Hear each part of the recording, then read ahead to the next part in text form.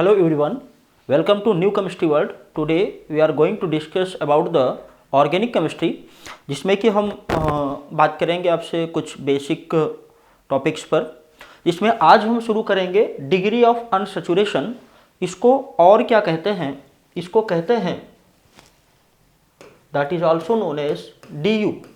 DU का मतलब होता है डिग्री ऑफ अनसैचुरेशन। क्वेश्चन यहाँ से पूछे जाते हैं। और दूसरी चीज़ ये है कि ये आपका बेसिक है और इससे अगर आप अच्छे से समझ लेते हैं तो आपको ऑर्गेनिक का एक समझ जो है वो डेवलपमेंट होगा। तो चलिए, तो इसको और क्या कहते हैं? एक तो DU बोलते हैं, डिग्री ऑफ अनसैचुरेशन बोलते हैं, और बोलते हैं इसको दैट इज द HDI बोलते हैं। HDI का मतलब हाइड्रोजन डिफिशियंसी इंडेक्स। हाँ, क्या होता है, क्या बोलते हैं? हाइड्रोजन डिफिशियंसी इंडेक्स भी बोलते हैं। तो हमने क्या बताया, इसको और क्या कहते हैं? That is hydrogen deficiency index. ठीक है।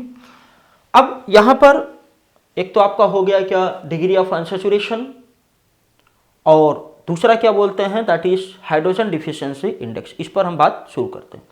तो होता क्या है कि डिग्री ऑफ अनसैचुरेशन का मतलब ये होता है कि जो आपके पास जनरली हाइड्रोकार्बन्स हुआ करते हैं, जैसे हम बात करते हैं आपके एल्केन, एल्कीन, एल्काइन, तो होता क्या है, जैसे एल्कीन है या एल्काइन है, उसमें कितना हाइड्रोजन हम जोड़ दें कि वो सैचुरेट हो जाए, कितना हाइड्रोजन जोड़ दें कि वो सैचुरेट हो जाए। जैसे हमने क्या किया है, जैसे हमने ले लिया है CH2 डबल बॉन्ड CH2 ले लिया, इसका क्या नाम है, दैट इज द एथिलीन नाम है, और क्या नाम है, इथाइन नाम है। इसका हम IUPAC साथ में लेते हुए चलते हैं। इसका एक तो क्या होता है बेटा, that is the common name, और एक क्या हुआ करता है, that is the IUPAC name. Common name इसको हम लोग क्या बोलते हैं, that is known as ethylene. क्या बोलते हैं? एथिलीन बोलते हैं। फलों को पकाने के लिए इसका यूज करते हैं, मतलब जो फ्रूट्स होते हैं उनकी राइपनिंग में इसका यूज करते हैं। दूसरी चीज IUPAC में हम इसको क्या बोलते हैं, that is known as ethene. क्या बोलते हैं? एथीन बोलते हैं। इसमें कितना हाइड्रोजन हम जोड़ दें कि ये सैचुरेट कर जाए। तो यहाँ पर आपको दिख रहा है there is only one bond. आप क्या करते हैं, इसमें जब एक हाइड्रोजन आप ऐड करते हैं तो आपको क्या मिलता है, दैट इज CH3, और ये क्या है, CH3। इसको क्या कहते हैं, that is known as ethane. क्या कहते हैं? ईथेन कहते हैं। तो होता क्या है, फिर से समझिए, डिग्री ऑफ अनसैचुरेशन या HDI का मतलब ये होता है किसी भी अनसैचुरेटेड कंपाउंड्स में, किसी भी अनसैचुरेटेड कंपाउंड्स में कितने हाइड्रोजन आप ऐड कर दो या हाइड्रोजन की तरह दूसरे कोई एलिमेंट आप ऐड कर दो तो वो सैचुरेट हो जाए, तो उसको हम लोग क्या बोलते हैं, that is degree of unsaturation. ठीक है। अब यहाँ पर हम लोग अलग अलग कंपाउंड्स लेकर हम पता करेंगे कि कितने उसमें HDI हैं, कितना उसका डिफिशियंसी हाइड्रोजन की है। ठीक है, तो इसको आप नोट करें, फिर आगे बात करते हैं। चलिए नोट कर लो। चलिए आगे हम बात करेंगे आपसे, यहां पर सीधा सा एक फार्मूला आप याद रखेंगे, DU इक्वल टू होता है, यहां पर आप क्या लिखते हैं, एल्केन, और यहां पर क्या लिखते हैं, गिवन ऑर्गेनिक कंपाउंड। OC मतलब given organic compound, divided by कितना हो जाएगा, 2। ये सिंपल सा फार्मूला। ठीक है। अब जैसे हम लोग क्या करते हैं, जैसे हमने क्या लिया, दैट इज C2H4 लिया। क्या लिया? C2H4 लिया। तो जो कार्बन दिया है, इस कार्बन का आप एल्केन बनाते हैं। क्या बनाते हैं? एल्केन बनाते हैं। तो दो कार्बन का अगर आप एल्केन बनाएंगे तो क्या बनेगा, C2H6 बनेगा। क्योंकि हम ये जानते हैं कि जो आपके हाइड्रोकार्बन्स होते हैं, जो हाइड्रोकार्बन्स होते हैं, एक आपका एल्केन होता है, एक एल्कीन होता है, और एक क्या होता है, एल्काइन होता है।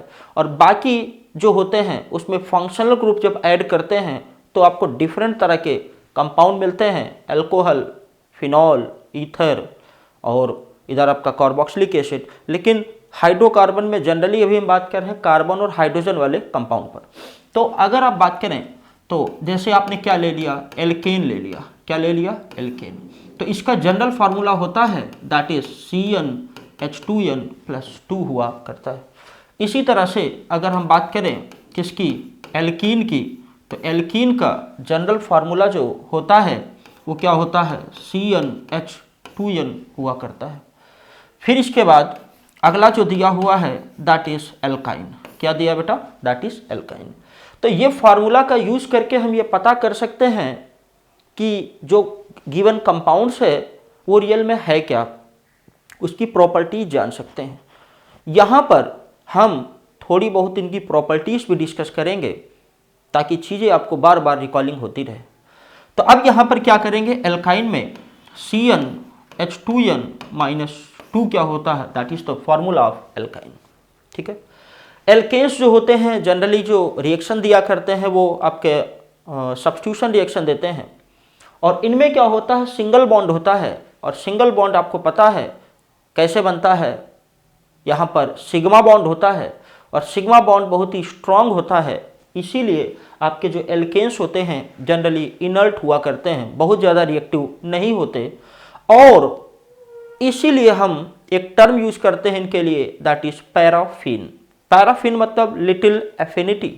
तो फिर से समझिए, एल्केन्स जो होते हैं जनरली इनमें क्या होते हैं, सिंगल बॉन्ड, और वो कैसे बनता है, by the overlapping of orbitals, sigma bond होता है वहाँ पे। तो सिग्मा बॉन्ड क्या होते हैं, स्ट्रांग होते हैं, और स्ट्रांग को तोड़ना मुश्किल होता है, और कमजोर को तोड़ना आसान होता है। यहाँ पर क्या है, जो एल्कीन है आपका, एल्कीन्स में होता है पाई बॉन्ड, और पाई बॉन्ड बेचारे बहुत ही कमजोर होते हैं, कितनी जल्दी उन पर हमला हो जाए कुछ कहा नहीं जा सकता है, और बहुत जल्दी क्या होते हैं, रिएक्शन दे दिया करते हैं। दो तरह की रिएक्शन जनरली ये देते हैं। कौन कौन सी रिएक्शन होती है, पहला आपका होता है that is the addition reaction, दूसरा होता है सब्स्टिट्यूशन रिएक्शन। फिर आगे हम बात करते हैं एल्काइंस के बारे में। एल्काइंस भी आपके रिएक्टिव होते हैं क्योंकि इसमें पाई बॉन्ड्स होते हैं, और पाई बॉन्ड्स हाईली रिएक्टिव हुआ करते हैं। अब यहाँ पर हमने क्या बताया, ये जो आपके पास एल्केन दिया है आप लिखें C2H6 minus C2H4 divided by कितना लिखेंगे, 2 लिखते हैं। तो ये क्या हो गया, दैट इज द DU। ये क्या हो गया, DU। हाइड्रोजन यहाँ पर कितने, कार्बन से कार्बन चला गया, हाइड्रोजन कितने हुए, 2 से 2 को डिवाइड किया तो ऐसी कंडीशन में आपको कितना मिला, 1 मिलता है। क्या मिलता है, 1। तो ये जो आपका एथिलीन दिया है इसके लिए DU डिग्री ऑफ अनसैचुरेशन कितना है, 1 है। बातों को हम और काफ़ी कॉम्प्लेक्स तक ले जाएंगे, लेकिन अभी ये हम धीमे धीमे आगे चलते हैं ताकि चीज़ें थोड़ा सा आपको काफ़ी समझ में आए। तो DU इक्वल टू क्या होता है, आप क्या करेंगे, जो भी गिवन कंपाउंड्स होता है उसका आप एल्केन बनाएं, और एल्केन कैसे बनाते हैं ये जनरली फार्मूला दिया है। ये क्या है आपका CnH2n+2 जनरल फार्मूला है। इसी की वैल्यू रखकर आप क्या बनाते हैं, उसका एल्केन बनाते हैं। जैसे हमने क्या लिया, C2H4 दिया है, और C2H4 आपका क्या है, एथिलीन है, और यहाँ पर जो आपका कंपाउंड्स दिया है इसका अगर एल्केन बनाएंगे तो क्या बनेगा, C2H6। यहाँ पर हमने क्या किया, माइनस कर दिया, तो 2/2 दैट बिकम 1। क्या हो जाएगा, 1 हो जाता है। ठीक है, तो इसको नोट करें, फिर आगे हम बात करते हैं। चलिए आगे हम समझेंगे कुछ बातें। इफ DU इक्वल टू 1, अगर DU 1 होता है तो वहाँ क्या क्या पॉसिबिलिटीज हो सकती है, इट में बी 1 डबल बॉन्ड। क्या हो सकता है, एक डबल बॉन्ड हो सकता है, डबल बॉन्ड, या तो क्या हो सकता है, 1 साइकिल हो सकती है। क्या हो सकती है, एक साइकिल हो सकता है, मतलब कंपाउंड आपका साइक्लिक हो सकता है। दूसरी चीज, इफ DU इक्वल टू 2, अगर DU 2 आता है तो ऐसी कंडीशन में क्या क्या पॉसिबिलिटीज हैं इसको हम लोग समझते हैं। पहली चीज क्या हो सकता है, 2 डबल बॉन्ड हो सकते हैं। पहली चीज क्या हो सकता है, 2 डबल बॉन्ड हो सकते हैं। दूसरी कंडीशन क्या है, 1 ट्रिपल बॉन्ड हो सकता है, 1 ट्रिपल बॉन्ड हो सकता है। अभी परेशान मत होएं, अब हम एग्जाम्पल्स के थ्रू हर चीज़ों को क्लियर करेंगे, सभी चीज़ों को। तीसरा क्या होता है, 1 साइकिल प्लस 1 डबल बॉन्ड, या तो एक साइकिल होगी या तो क्या होगा, एक डबल बॉन्ड हो सकता है। फिर से समझें, अगर DU एक होता है तो वहां पर क्या होगा, डबल बॉन्ड हो सकता है एक, या तो क्या हो सकता है, एक साइकिल हो सकती है। अगली कंडीशन क्या है, अगर DU 2 होता है तो वहां पर क्या होगा, मे बी 2 डबल बॉन्ड, या तो 2 डबल बॉन्ड होगा, या तो क्या हो सकता है, एक ट्रिपल बॉन्ड होगा। फिर इसके बाद अगला क्या दिया है, एक साइकिल हो सकती है, या तो क्या हो सकता है, एक डबल बॉन्ड हो सकता है। ठीक है, नोट करें, फिर आगे हम और एग्जांपल्स के थ्रू बातों को क्लियर करते हैं। चलिए, अब यहां पर हमने क्या ले लिया, हमने एग्जांपल लिया C3H6 का लिया। क्या ले लिया बेटा, C3H6 एग्जांपल लिया। अब देखें इसका आप क्या बनाएंगे, एल्केन बनाएं। एल्केन इसका क्या बनेगा, अभी आपको हमने फार्मूला बताया है, क्या है, CnH2n+2। हमको C की वैल्यू मिल गई है, C की वैल्यू मिल गई है, C की वैल्यू मिल गई, कैसे मिल गई है, यहां से मिल गई, ये आपको C मिल गया। तब आप क्या करेंगे, यहां लिखेंगे फार्मूला क्या होता है, CnH2n+2, CnH2n+2। तो यहां पर क्या हुआ है, दैट इज C3। अब क्या करेंगे, हाइड्रोजन कितने हैं, आप क्या करेंगे, 2 से मल्टीप्लाई करेंगे, जितना कार्बन है 2 से मल्टीप्लाई करते हैं, कितना हो जाएगा, 3 दूनी 6 + 2 बराबर हो जाएगा C3H8 हो जाता है। C3H8 आपका कंपाउंड्स हो जाता है। फिर आगे समझें, आपको क्या पता करना है, DU पता करना। क्या पता करना बेटा, DU पता करना। तो ऐसी कंडीशन में आपको हमने फार्मूला अभी बताया, एल्केन माइनस ऑर्गेनिक कंपाउंड जो आपको दिया गया है डिवाइडेड बाई 2। अब यहां पर समझें, एल्केन का हमने क्या लिखा है, C3H8 लिखा, C3H8 हमने लिखा। अब यहां पर क्या लिखेंगे, C3H कितना हो जाएगा, 6 डिवाइडेड बाई कितना हो गया, 2। कितना हो गया, 2। अब यहां पर जब आप देखेंगे तो कितना मिलता है, 2/2, कार्बन से कार्बन जाएगा, हाइड्रोजन कितने हैं, 8 हैं, और उधर हाइड्रोजन कितने हैं, 6 हैं, 2 बचेंगे, तो कितना आपको मिलेगा, that will be the 1।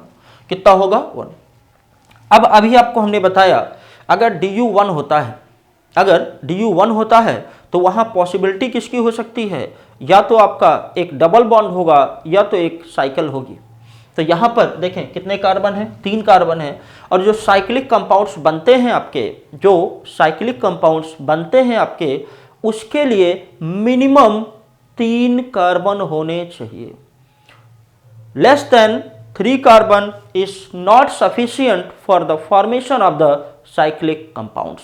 Cyclic compound के फॉर्मेशन के लिए 3 कार्बन से कम नहीं हो सकते हैं।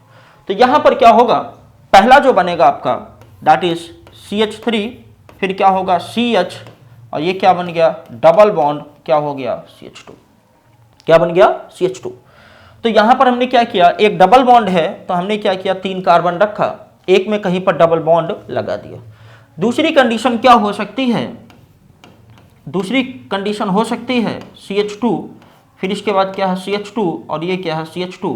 तो this is the formula of either of any 2। ये 2 में से किसी एक का फॉर्मूला हो सकता है, लेकिन क्वेश्चन में आपसे कहा जाएगा कि एडिशन रिएक्शन तुरंत दे देता है। इसका मतलब यह हुआ, एडिशन रिएक्शन किसकी प्रॉपर्टी होती है, that is the property of the alkene और एल्काइन। तो यहां पर क्या हो जाएगा, अगर एडिशन रिएक्शन दे देता है, Br2 वाटर के साथ रिएक्ट कर जाता है, तो वहां पर क्या होगा, वहां पर आपका क्या होगा, that will be the alkene. लेकिन एक बात आप समझिए, बहुत बहुत बहुत इंपॉर्टेंट है, यहां पर ये जो कार्बन दिए हुए हैं 1 2 3, तीनों कार्बन एक ही तरह के हैं, तीनों कार्बन एक ही तरह के हैं। इसका मतलब यह हो जाएगा कि यहां पर ना तो इनमें डिफरेंस, ना इनमें ना इनमें, सभी कार्बन एक ही तरह के हैं। और अगर एक ही तरह के हैं तो जो रिएक्शन कराने के बाद प्रोडक्ट बनेगा वो केवल एक ही प्रोडक्ट बनेगा, केवल एक ही प्रोडक्ट बनेगा। क्यों, क्योंकि जो प्रोडक्ट होता है that depends upon the nature of the carbon, nature of the carbon जो आप सब्सटेंस ले रहे हो उस पर और कंडीशंस पर डिपेंड करता। लेकिन अभी यहां पर स्पेशली हम बात कर रहे हैं कंपाउंड के नेचर पे। तो ये क्या करेगा, ये जो है आपका देगा क्या, that gives the substitution reaction, जैसे एल्केन्स दिया करते हैं। ये आपके प्रॉपर्टीज जो शो करेंगे, that shows the property of the alkanes. लेकिन बेयर्स स्ट्रेन थ्योरी आपने पढ़ी होगी, नहीं तो उसको फिर डिस्कस करेंगे। तो बेयर्स स्ट्रेन थ्योरी में यहां पर क्या होता है, बहुत ज्यादा स्ट्रेन आ जाता है, और स्ट्रेन आ जाने के कारण ये बॉन्ड बहुत ही जल्दी क्या होता है, ब्रेक होना चाहता है। क्योंकि आपको पता है जितने एल्केन्स होते हैं वहां पर हाइब्रिडाइजेशन sp3 होता है और बॉन्ड एंगल 109 डिग्री 28 मिनट होता है। कितना होता है, बॉन्ड एंगल 109 डिग्री 28 मिनट होता है। यहां पर क्या हुआ है, बॉन्ड एंगल बहुत ही ज्यादा रिड्यूस हो गया है, इतना ज्यादा इसमें स्ट्रेन आ गया कि तुरंत रिएक्ट करना चाहता है, हाईली रिएक्टिव है। अब यहां पर देखेंगे, ये आपका जो दिया हुआ है ये क्या है, एल्कीन है। एल्कीन कौन कौन सी रिएक्शन देना पसंद करते हैं, इसको थोड़ा सा हम समझेंगे। कौन कौन सी, पहले ये चाहते हैं कि हम किसी को बुलाएं और अपने साथ रख लें, आओ भाई तुम भी हमारे साथ रहो, एडिशन रिएक्शन देना चाहते हैं। दूसरा ये क्या देना चाहते हैं, that want to give the substitution reaction. अगला क्या देना चाहते हैं, ये सब्स्टिट्यूशन रिएक्शन देना चाहते हैं। अब ऐसा क्यों है ये भी आपको बताएंगे, ऐसा क्यों है कि ये दोनों रिएक्शन देना चाहते हैं। ऐसा इसलिए होता है, ऐसा इसलिए होता है, इसको आप नोट करें, फिर आगे हम और बात करते हैं, ठीक है। देखिए, किसी भी कंपाउंड को डिस्कस करते समय उसकी प्रॉपर्टीज हमको दिमाग में रखनी है। जब प्रॉपर्टीज, ऑर्गेनिक में सबसे बड़ी प्रॉब्लम यह है कि ये भूलता बहुत जल्दी है, इसीलिए जितना रिकॉलिंग करेंगे उतना ही बेटर रहेगा। एक कंपाउंड का पूरा पोस्टमार्टम कर दीजिए, जितना हो सके उसके बारे में जितनी इंफॉर्मेशन हो वो आपको पता होनी चाहिए, क्योंकि क्वेश्चन कहीं से भी पूछा जा सकता है, क्योंकि आपने उसको पढ़ा हुआ है अच्छे से। तो हर पॉसिबिलिटी चेक करनी होती है, क्या ऐसा हो सकता है, ऐसा नहीं हो सकता है। और ये जो मैं अभी आपको बता रहा हूं, that will be helpful in your interview. ये आपका इंटरव्यू में बहुत ही हेल्प करेगा, जब आपको चीजें बहुत ही आसानी से क्लियर होंगी। तो इसको आप जो है नोट करें, फिर आगे हम बात करते हैं। नोट कर लें। चलिए, अब एक बात अभी हम कहना चाहते हैं आपसे, वो क्या है, जैसे अभी आपको हमने दिया CH3 CH double bond CH2, ये महाराज दो तरह की रिएक्शन देना चाहते हैं। पहली रिएक्शन का नाम क्या है, that is the addition reaction. पहली रिएक्शन कौन सी बेटा, एडिशन रिएक्शन। दूसरा कौन सी रिएक्शन है, that is the substitution reaction. Substitution reaction क्यों, व्हाट इज द रीजन, क्या रीजन होता। आपने थर्मोडायनेमिक्स में पढ़ा है कि जब प्रोसेस एक्सोथर्मिक होता है तो वो स्पॉन्टेनियस होता है, अगर प्रोसेस एक्सोथर्मिक होता है तो वो क्या होता है, स्पॉन्टेनियस होता है, ऑटोमेटिक होती रहती। तो यहां पर क्या है, जरा समझे, यहां पर क्या है, एक बॉन्ड टूटेगा। मान लीजिए आपने रिएक्शन करा दिया, किसके साथ, Br2 के साथ, ब्रोमीन वाटर के साथ रिएक्शन करा दिया, तो ऐसी कंडीशन में ये बॉन्ड टूटेगा, और जब टूटेगा तो क्या बनेगा, दैट इज CH3 CH, और फिर दिख रहा, चलो देखिए क्या हुआ, CH2 यहां लटका दिया हमने Br, और इनके ऊपर भी क्या है, Br, ठीक। तो जरा देखें आप, एक बॉन्ड टूटा है, और बॉन्ड जब तोड़ना होता है तो हमें एनर्जी देनी पड़ती है, और बॉन्ड जब बनते हैं तो एनर्जी निकलती है। बॉन्ड अगर तोड़ना होता है तो हमें एनर्जी देनी पड़ती, और जब बॉन्ड बनता है तो एनर्जी रिलीज होती है। यहां पर समझिए, एक पाई बॉन्ड है, बेचारा बहुत कमजोर बैठा हुआ है, वो क्या है, जब टूटा तो इसके बाद क्या हुआ, यहां पर Br2 उसके साथ आकर जब जुड़ेंगे तो यहां पर क्या होता है, दो बॉन्ड बनते हैं, एक बॉन्ड ये, एक बॉन्ड ये बनता है। और आपको पता है जब बॉन्ड बनता है तो एनर्जी क्या होती है, रिलीज होती है। तो यहां पर हुआ क्या है, एनर्जी हमने दिया कम, क्यों, क्योंकि पाई बॉन्ड था, और पाई बॉन्ड की एनर्जी क्या होती है, कम होती है, आसानी से क्या होते हैं, ब्रेक हो जाते हैं। लेकिन यहां पर क्या है, यहां पर क्या है, जब ये जाके जुड़े, दो बॉन्ड बने, तो दो बॉन्ड बने तो एनर्जी ज्यादा रिलीज हुई, तो हमने दिया कम और निकला ज्यादा, तो इसका मतलब क्या हुआ, that is the exothermic reaction. तो यहां पर जो एडिशन रिएक्शन होता है, दैट इज मोर फेवरेबल। अब दूसरी बात करते हैं, ये सब्स्टिट्यूशन रिएक्शन जो देते हैं, जब सब्स्टिट्यूशन रिएक्शन देते हैं तो उसका एक एग्जाम्पल हम लेते हैं, CH3 है, CH है, डबल बॉन्ड क्या है आपके सामने, CH2 है। क्या है, CH2 है। अगर हमने इसकी रिएक्शन किससे करा दिया, ब्रोमीन के साथ, लेकिन 500 केल्विन हाई टेम्परेचर पर हमने रिएक्शन करा दी। अगर हाई टेम्परेचर पर रिएक्शन हम कराते हैं तो ऐसी कंडीशन में क्या होगी, वहां पर एक क्या होगा, जो एलिलिक कार्बन है, एलिलिक का मतलब क्या होता है, डबल बॉन्ड के जस्ट बगल वाला कार्बन क्या कहलाता है, दैट इज एलिलिक कार्बन। क्या कहलाता है, एलिलिक कार्बन। तो यहां पर क्या होगा, दैट फॉर्म द CH2, ये क्या लटकेगा, Br, इधर क्या है CH, फिर क्या है, दिख रहा, चलो ये क्या हो जाएगा, CH2। इसको हम लोग कहते हैं दैट इज एलिल ब्रोमाइड बोलते हैं। क्या बोलते हैं, एलिल ब्रोमाइड। यहां पर हुआ क्या है, इसको हम लोग समझते हैं। हुआ ये है कि ये जो आपका यहां पर कौन सा बॉन्ड था, सिग्मा बॉन्ड था,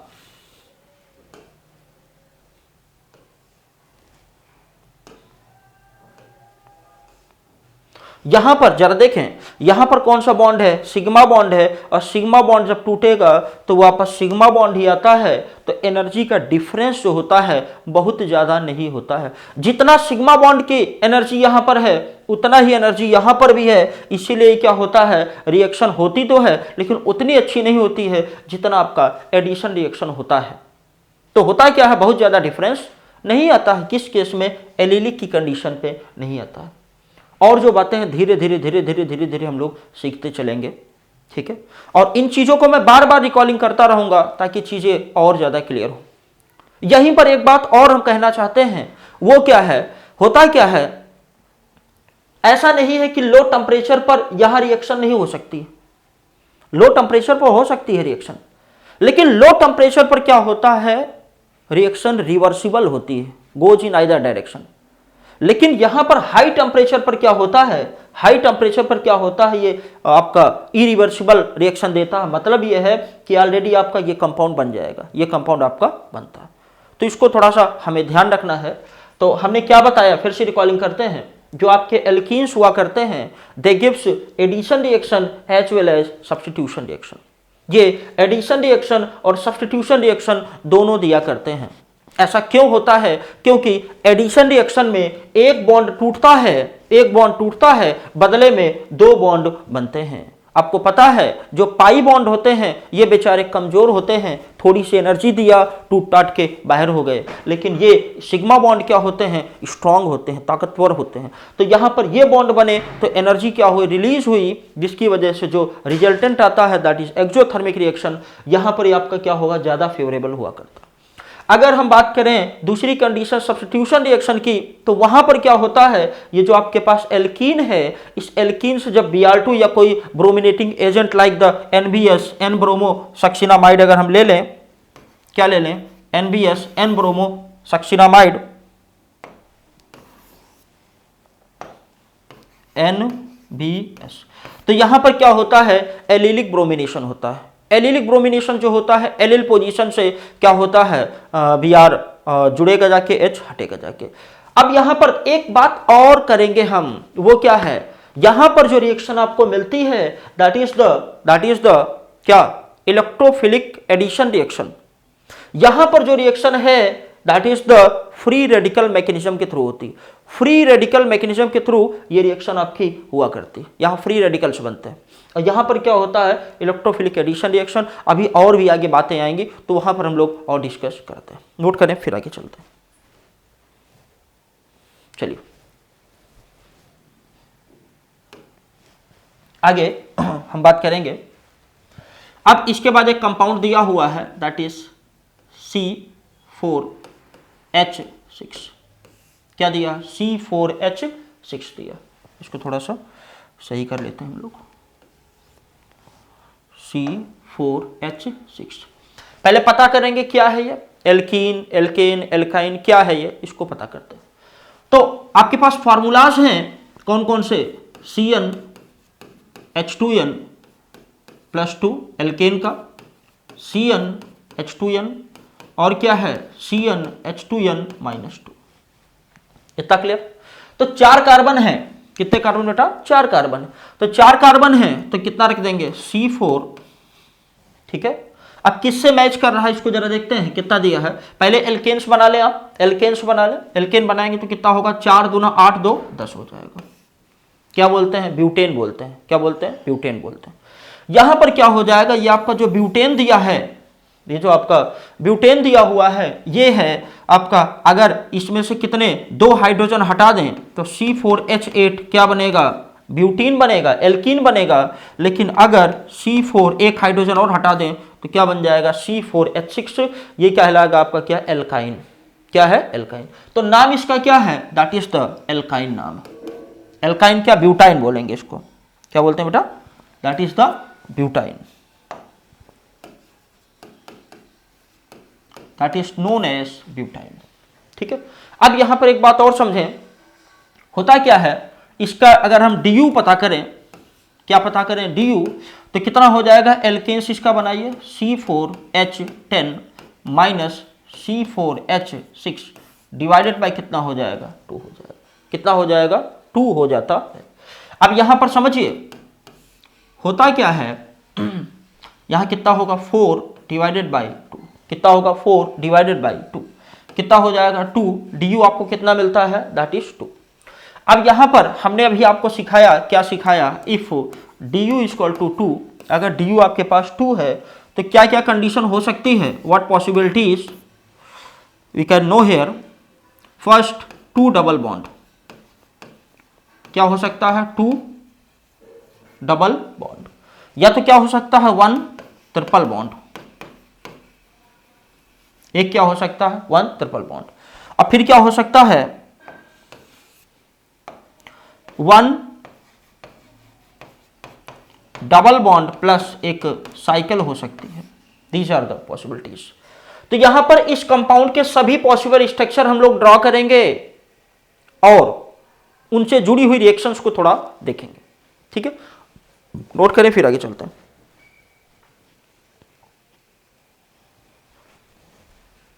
चलिए देखें, पहला कंपाउंड बन सकता है आपका क्या, CH2। ठीक है, इसको हम लोग थोड़ा सा चेंज करेंगे। कितने कार्बन आपके पास, 4 कार्बन है। कितने कार्बन बेटा, 4 कार्बन है।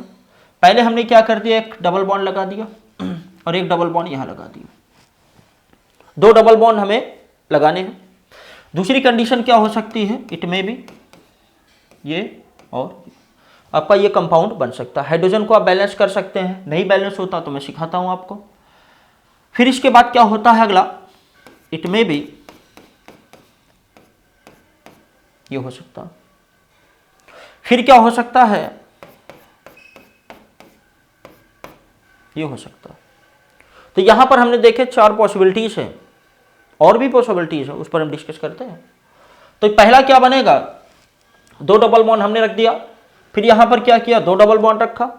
फिर यहां एक ट्रिपल बॉन्ड रखा टर्मिनल पे, एक आपका रख दिया कहां पे, मिडिल में रख दिया। क्या कर दिया, मिडिल में रख दिया। फिर आगे जो दिया हुआ है वो, इसकी तो पॉसिबिलिटीज हो चुकी हैं। एक चीज और देख लेते हैं हम, क्या बन सकता, नहीं बन सकता। एक डबल बॉन्ड नहीं, पॉसिबिलिटी नहीं है। आगे ओपन में यही बनेंगे। आगे देखते हैं क्या, क्लोज्ड में देखते हैं। क्या, क्लोज्ड में। तो क्लोज्ड में क्या हो सकता है, पहला बन सकता है आपका CH2, और ये हो जाएगा CH2। फिर इधर क्या है, CH2, और फिर क्या है, CH2, और फिर ये आपका, ठीक है, साइक्लोब्यूटेन बोलते हैं। क्या बोलते हैं, दैट इज साइक्लोब्यूटेन कहते हैं। और क्या बन सकता है, और बन सकता है CH, फिर CH2, फिर क्या CH2, और हमने क्या लगा दिया, CH3। इसको क्या बोलेंगे, methyl cyclopropane, that is known as methyl cyclopropane. यहां पर देखिए, किसी भी ग्रुप के लगने की जो कंडीशंस होती, मिनिमम कहां पर हो सकती, 1। अगर आप 1 को ना भी मेंशन करेंगे तब भी वो सही है, कोई दिक्कत नहीं है। तो यहां पर कितना हो जाएगा, that will be the methyl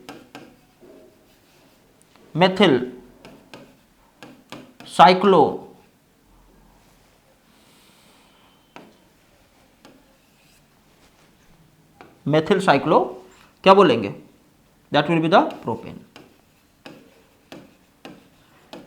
ठीक है, मेथिल साइक्लोप्रोपेन। अब यहां पर कुछ प्रॉपर्टीज जो है वो भी थोड़ा सा हम देख लेते हैं, ताकि थोड़ा सा इसको आप नोट करें, फिर आगे बात करते हैं।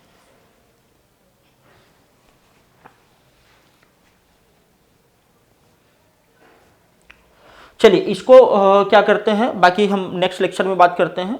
बाकी इसमें आज इतना ही करते हैं, प्रॉपर्टीज थोड़ा सा और लंबी हो जाएंगे तो उसको नेक्स्ट लेक्चर में बात करते हैं। तो ओके, थैंक यू।